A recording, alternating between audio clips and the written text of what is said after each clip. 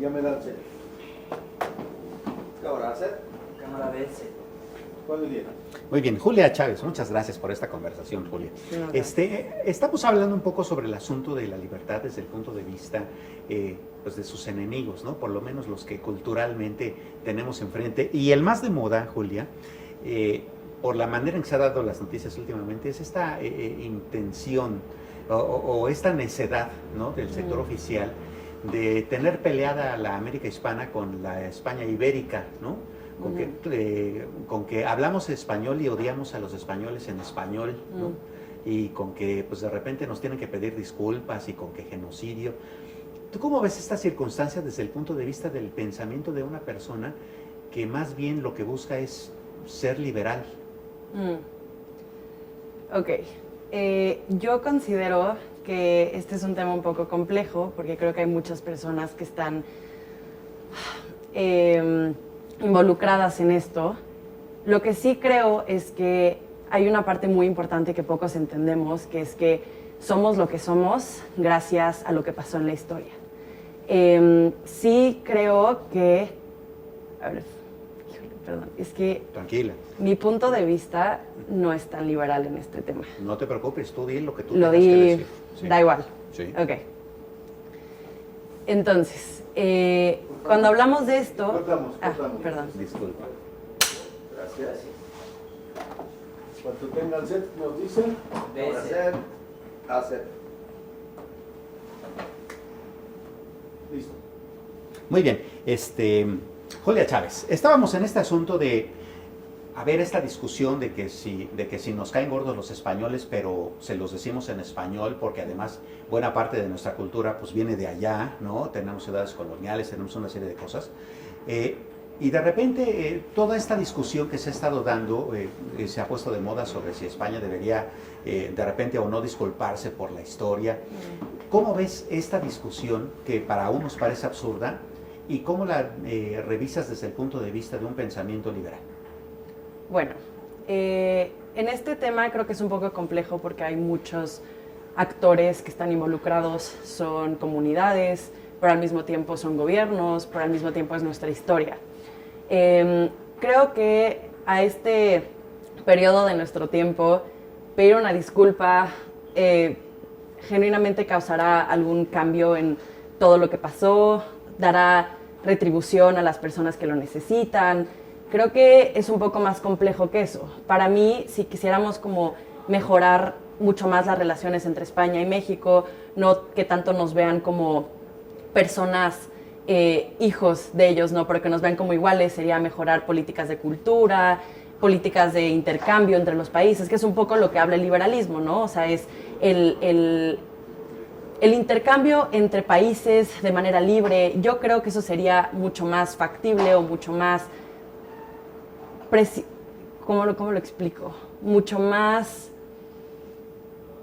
funcional para un proceso de amistad entre los países, más que simplemente una disculpa. Creo que es un poco básico el querer que ese sea lo que va a enmandar al futuro de nuestros países, ¿no? O sea, sí creo que hay una historia de por medio, pero al mismo tiempo creo que esa historia fue necesaria para lograr el país que tenemos el día de hoy y lograr las sociedades y las culturas que hoy en día son tan ricas dentro de nuestro país. ¿Y haría alguna diferencia, Julia? Es decir, nuestras relaciones comerciales no creo que se alteren, o tal vez sí, tú nos dirás, o nuestras relaciones desde el punto de vista de intercambio académico, cultural, gastronómico inclusive, ¿no? ¿Tú cómo ves esa cuestión? Perdónenme. Es que ya otra vez allá. Jovenazos, ¿me dan permiso, por favor? El otro muchacho, por favor. Así funciona esto. Sí, claro. Ese asunto del corte, los actores hacen la misma toma 20 veces. Sí, yo tenía un podcast, entonces yo lo sé. Sí. Porque es el giro. Ahí me dirijo. Muchas gracias. Ya están libres. Pero bueno, es una zona de paso, pues así funciona. ¿Estamos libres? Están libres, señor. Ok. Perdón. Continuamos. Muy bien. No cortamos, ¿verdad? No se cortaba. Ok, bien, te preguntaba sobre qué tanto influye, porque en realidad el punto sería, ¿Cuál sería la motivación que tú detectarías como la de fondo por la cual se da una discusión tan de este tipo, ¿no? Bueno, pues podemos hablar genuinamente de un proceso histórico un poco complejo que ahorita está en debate constantemente, que es el colonialismo. El colonialismo tuvo muchos estragos en las sociedades, sobre todo en Latinoamérica. Muchos de los problemas políticos que tuvimos tenían que ver con un poco el hecho de que no tuviéramos nuestro propio gobierno y que fueran como gobiernos extranjeros que vinieron a Ciudad de México o que vinieron a países de Latinoamérica. Pero al mismo tiempo, como lo estaba mencionando previamente, sí creo que fue necesario. Entonces, ¿por qué hay una pelea? ¿Por qué hay un debate sobre esto? Hay un debate porque fueron muchas personas que estuvieron afectadas. Hubo matanzas, hubieron conflictos de religión, de completamente, no es lastimar, pero completamente, no es arruinar tampoco, perdón, de completamente como acabar con culturas, con religiones o con, sí, sobre todo culturas que previamente existían y vinieron nuevas culturas a ponerse sobre ellas. Entonces, yo creo que es un conflicto que tenemos hoy en día en muchísimos países y lo tenemos hoy en día en México sobre todo, que es el conflicto de culturas, ¿no? Entonces, ¿qué pasa cuando una cultura más poderosa o cuando una cultura que tenía más herramientas llegó a un país en el cual, pues, no tenían las mismas herramientas? Era una pelea justa. Creo que va un poco por ahí el debate. Ahora, sí creo que cuando hablamos de colonialismo, estamos hablando de un proceso histórico necesario, que creo que ya lo mencioné, para poder lograr estar donde estamos el día de hoy. Que fue justificado, que fue algo justo, no lo sé, pero que fue un proceso que nos llevó a las relaciones que tenemos el día de hoy, sí. Claro. Ahora traslademos esa discusión a un escenario un poco más actual, Julia. Otra de las discusiones que se dan en términos internacionales es si Occidente, si la cultura occidental del planeta está o no muriendo, si está en decadencia o no, ¿no? Y por supuesto la preocupación tiene mucho que ver con el asunto. Vamos a cortar, por favor. Siguen, porque... Gracias. Cámara BS. Listo, bien. Te decía, traslademos esto a un escenario un poco más actual, ¿no? Y se habla de del peligro de muerte de la cultura occidental, ¿no? Con la llegada de tanto árabe, por ejemplo, a Europa, ¿no? Con el asunto del comunismo chino que parece ser que está tomando un nuevo auge, etcétera. Pero entonces la preocupación por los subproductos de la cultura occidental parece también estar en boga, ¿no? El capitalismo, la democracia, la tradición judeocristiana, etcétera. ¿Tendría que preocuparnos? Yo creo que el mundo está en constante evolución. Sí creo que hasta el día de hoy la cultura occidental era muy importante y llevaba el liderazgo en el mundo en cuanto a innovación, en cuanto a capitalismo, en cuanto a desarrollo, y eso es algo que se tiene que aplaudir porque algo descubrieron. Claro que lo estaban haciendo excelente. Pero sí creo que en un mundo en el que necesitamos evolucionar, es un poco complejo quedarse igual. O sea, creo que mucho hablamos de innovación en esta universidad.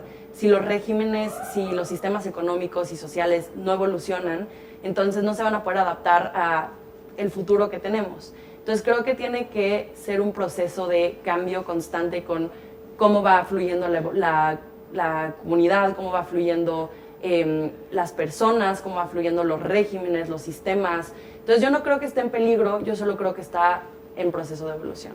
Claro, y entonces de repente también se dice que estos subproductos, capitalismo, insisto, tal vez el mismo liberalismo, el asunto de la democracia, etcétera, pues parecen ser las recetas que más han contribuido a que haya libertad en la humanidad. ¿Sí hay un riesgo real?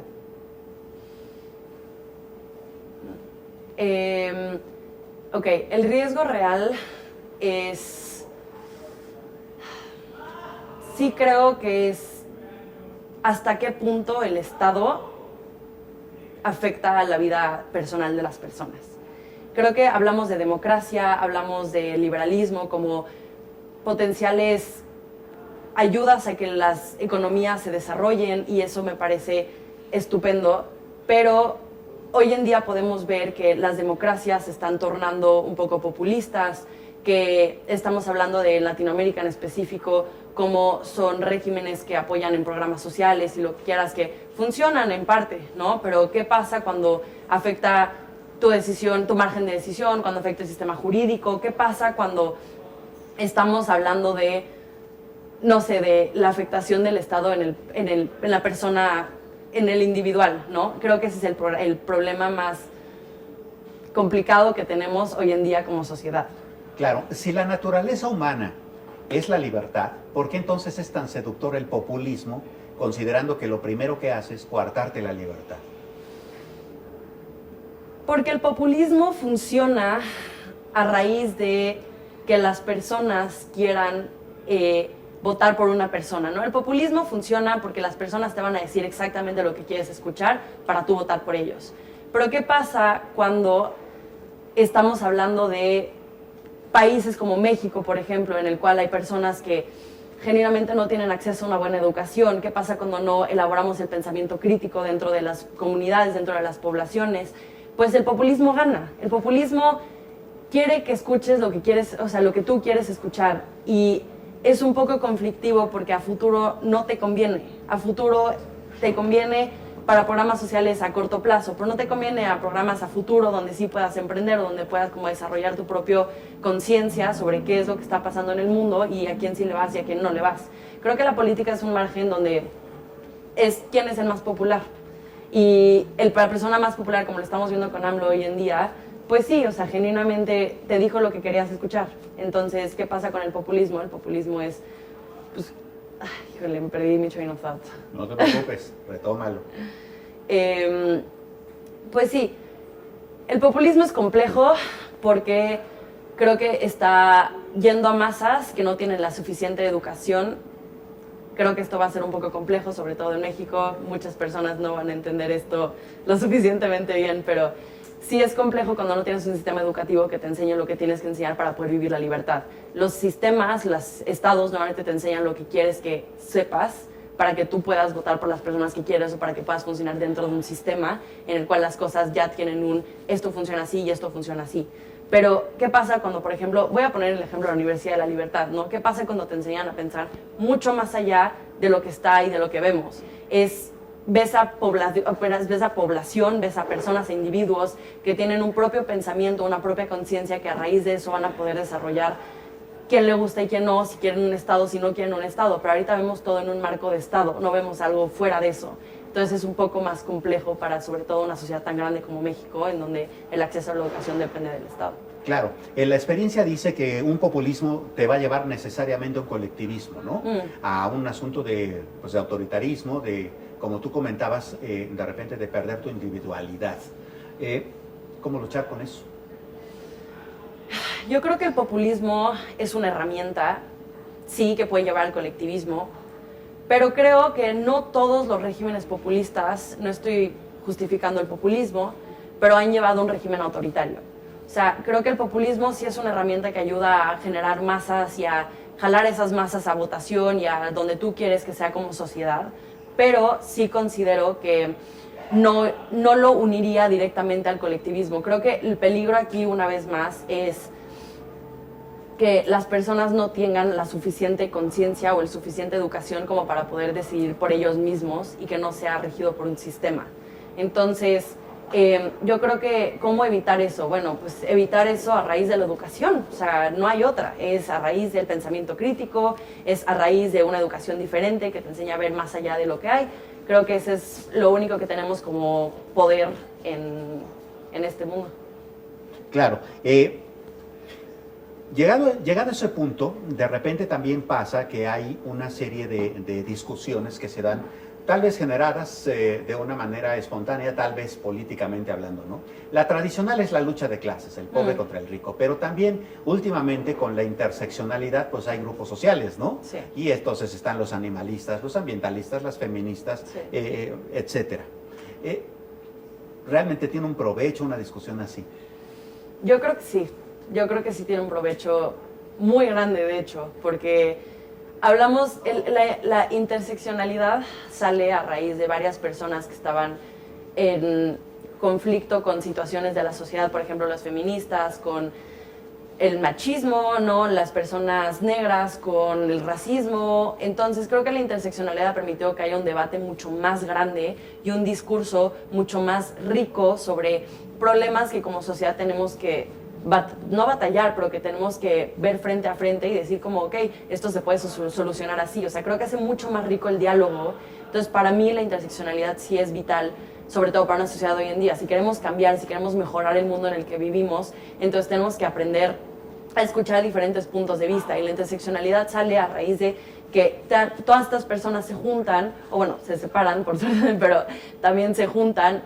Por ejemplo, las feministas negras, los musulmanes se juntan para poder discutir y poner sus puntos de vista, porque yo creo que yo como persona nunca voy a entender el punto de vista de una persona negra, o un hombre nunca va a entender mi punto de vista como mujer. Entonces es importante que podamos entender a través de las experiencias de cada persona qué es lo que está faltando en este mundo para poder cambiarlo y para poder mejorarlo. Y creo que ese es un punto muy importante sobre la innovación. La innovación sale a raíz de lo que necesita la sociedad, no a raíz de lo que creemos que es, ¿no? Entonces creo que va por ahí. ¿Cómo evitar el discurso de odio para que ese fenómeno no se desvirtúe? Uy, esa es una buena pregunta. El discurso de odio creo que nace de la falta de tolerancia y nace de la falta de escuchar al otro. Entonces, creo que el discurso de odio... Híjole, a ver, deja esta la tengo que pensar, perdón. Ok. El discurso de odio es en parte, una forma de las personas de verse frente a una situación que no conocen y como chocar con ella. No sé cómo explicarlo bien, pero cuando tú ves algo que es nuevo para ti y no lo conoces o no lo has vivido, la primera reacción que tienes es miedo, y del miedo puede nacer el odio.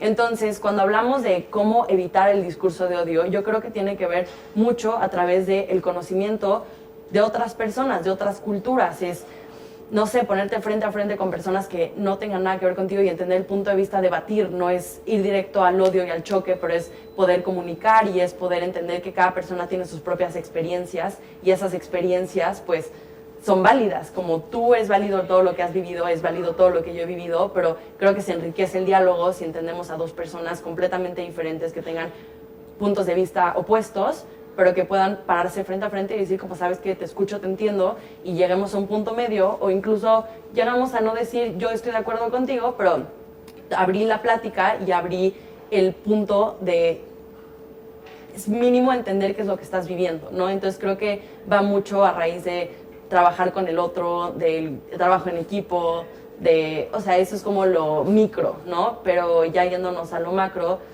sí, o sea, hablar sobre híjole, ya perdí mi train of thought, pero tranquilo, creo que... Tranquilo. Ok. Listo. Bueno, pues Julia, muchas gracias por tu Muchísimas reflexión. gracias.